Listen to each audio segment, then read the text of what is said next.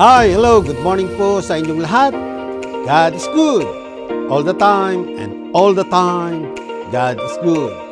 Halina, makinig, manood sa maikling devotion ito. Si Jesus ang kasama. Maraming aral ang matututunan sa buhay, pananampalataya, pag-ibig at pagpapasalamat sa Diyos. Kaya tumutok sa ministeryong ito. Bubuhos ang mayamang pagpapala sa inyong buhay. Ito po ang inyong devotional leader this morning, Pastor Sunny, na nagsasabing, laging masaya!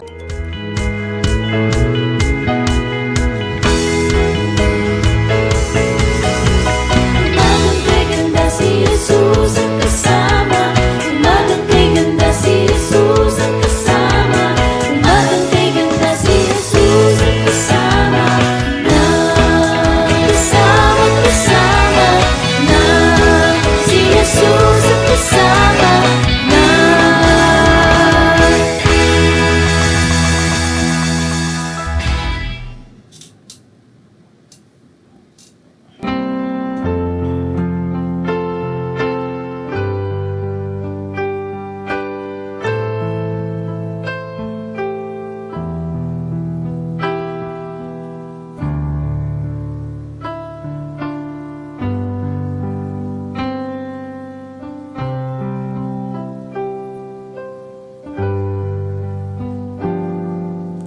Why have you chosen me out of millions? Your child to be, you know all the wrong that I've done.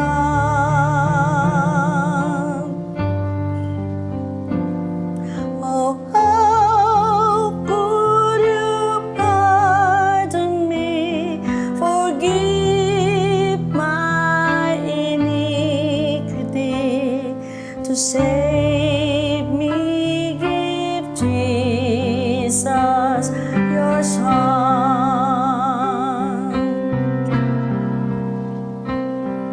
But Lord, help me be what you want me to be. Your word I will strive to obey.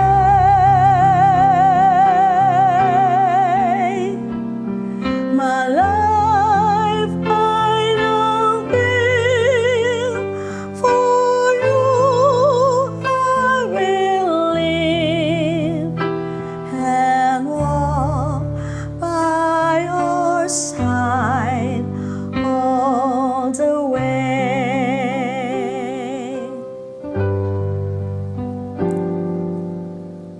I am amazed to know that a God so great could love me so.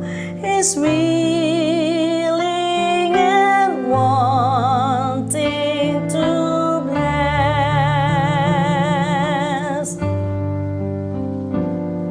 His love is so wonderful, His mercy is so bountiful. I can't understand it, I confess.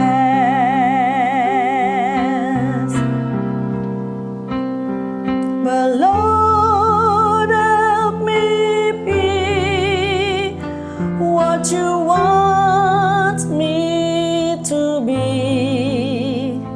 Your word I will strive to obey.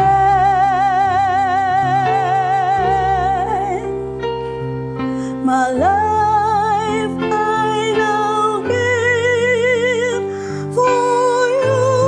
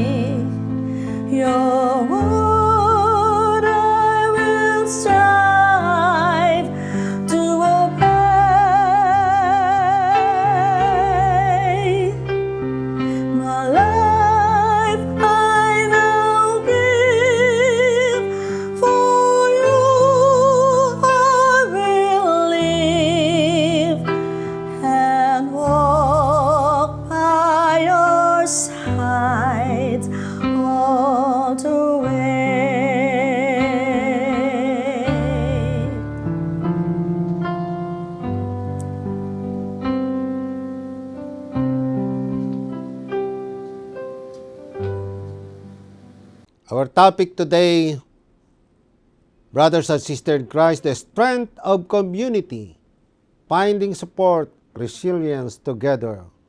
Ito po ay nakapokus in importance of community in providing support, encouragement, and strength during challenging time. And the application po nito encourage members to actively participate in their church community, offering support to one another and building a network of faith. So, yan. So, good morning po sa ating lahat, brothers and sisters in Christ.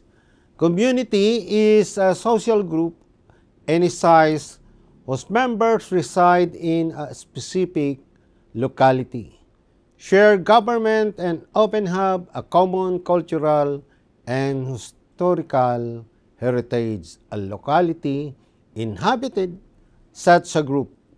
The church is a community of believers.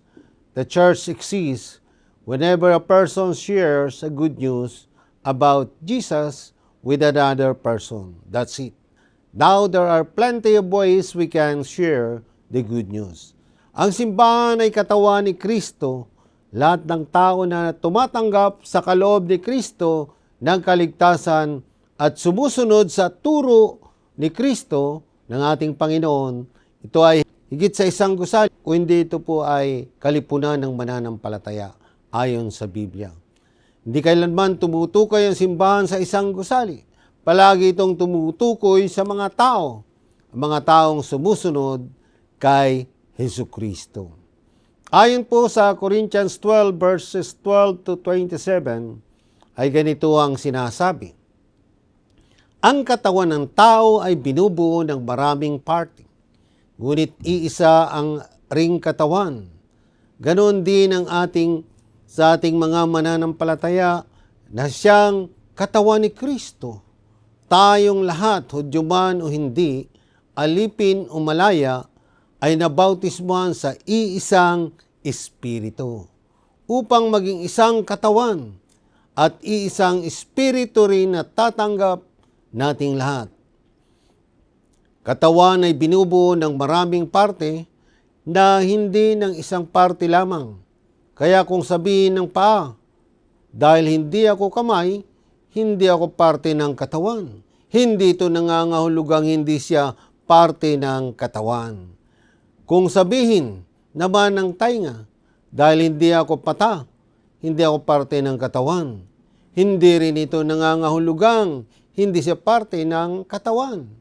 Dahil kung ang buong katawan ay puro mata, paano ito makaririnig? At kung ang katawan ay puro lang tainga, paano ito makakaamoy?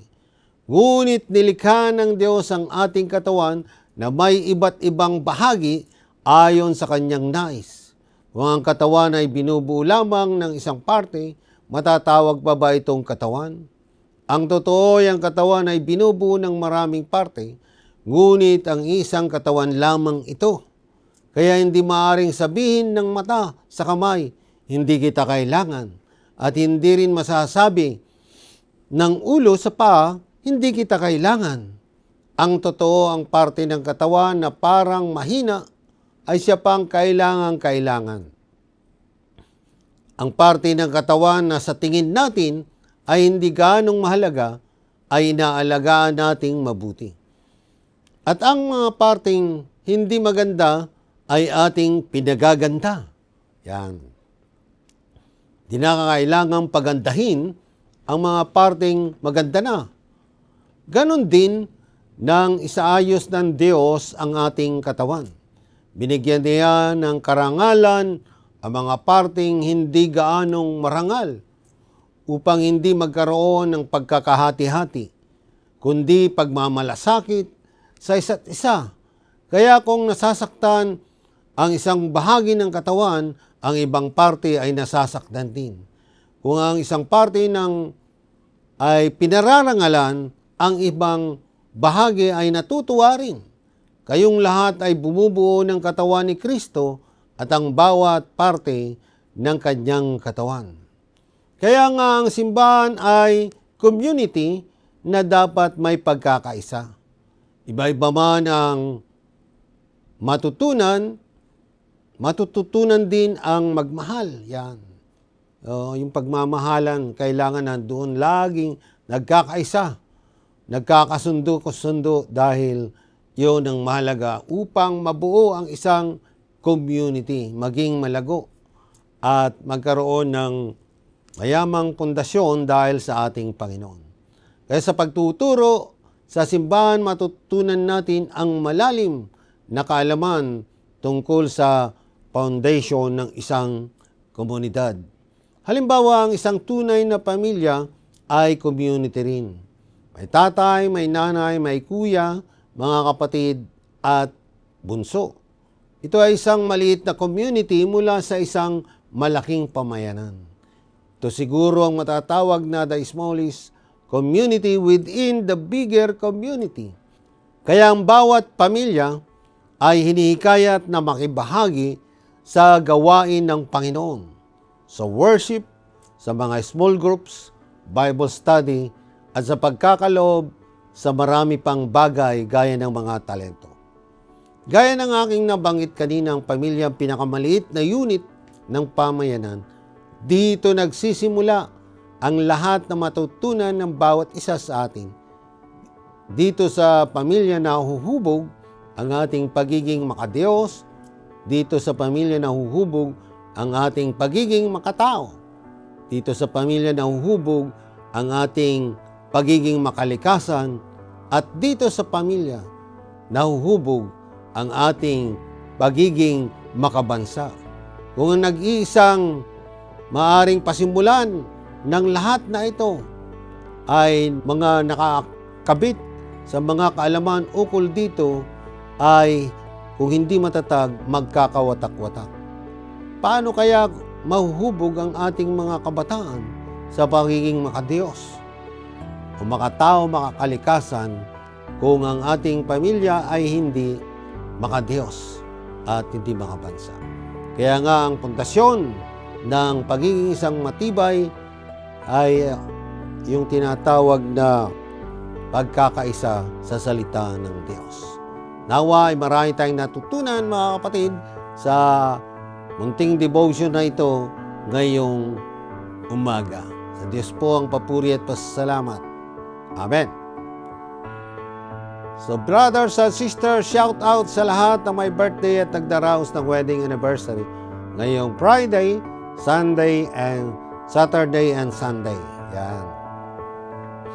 Tayo po ay sumandaling manalangin.